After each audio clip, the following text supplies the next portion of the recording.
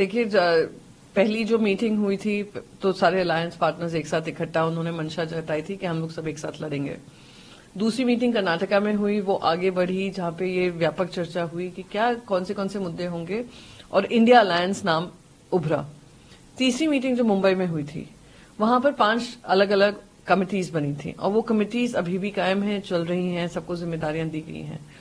इस बार जो होगा वो सीट शेयरिंग को लेकर होगा, आने वाली रणनीति को लेकर होगा, और कोई भी अगर किसी वो कमेंट कर रहे होंगे, वो किसी कुछ सोच कर रहे होंगे, पर मैं आपको आउटकम बता रही हूँ। हर मीटिंग में एक निष्कर्ष निकला है।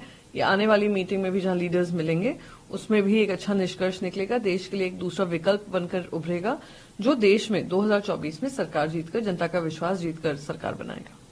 हरियाणा बीजेपी सांसद हैं धर्मवीर सिंह, वो कह रहे हैं कि लिव इन रिलेशनशिप जो है वो बहुत ही ज्यादा डेंजरस है इस समाज के लिए, वो एक बीमारी की तरह है, जबकि न्यायालय से इस बात को लेकर अनुमति भी मिली थी लिव इन रिलेशनशिप को लेकर। और बीजेपी के जो सांसद है वो इसका आपत्ति बता रहे हैं।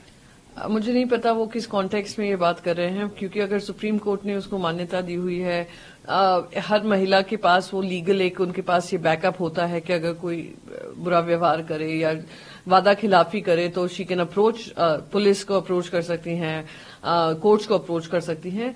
पर यह भी है कि कुछ लिव इन रिलेशनशिप्स में ऐसा भी हुआ है कि वायलेंस हुआ है, पेरेंट्स का सपोर्ट नहीं रहा है, तो उस समय पे महिला के पास कोई विकल्प नहीं रहता है और दिक्कतों का सामना करना पड़ेगा। तो हम कैसे एक इकोसिस्टम बनाएं जहां पे महिला सुरक्षित महसूस कर सके और उसका जजमेंट ना किया जाए। सबसे पहले जजमेंट तो भारतीय जनता पार्टी के लोगों से होता है। किस तरीके से गिरिराज सिंह जी ने एक सिटिंग चीफ मिनिस्टर के लिए क्या शब्दों का इस्तेमाल किया है।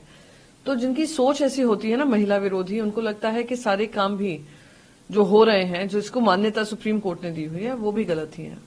प्रियांक खड़गे हैं, मल्लिकार्जुन खड़गे के बेटे हैं, कर्नाटक सरकार मंत्री भी हैं, वो कह रहे हैं कि सावरकर जी की जो तस्वीरें हैं वो हम हटाएंगे, और इनको वीर क्यों कहा जाए, किस बात के लिए इनको वीर सावरकर कहा जाए। मैं उनकी बात से बिल्कुल सहमत नहीं हूं। मैं चाहूंगी कि वो थोड़ा सावरकर के ऊपर, वीर सावरकर जी के ऊपर किताबें पढ़ लें और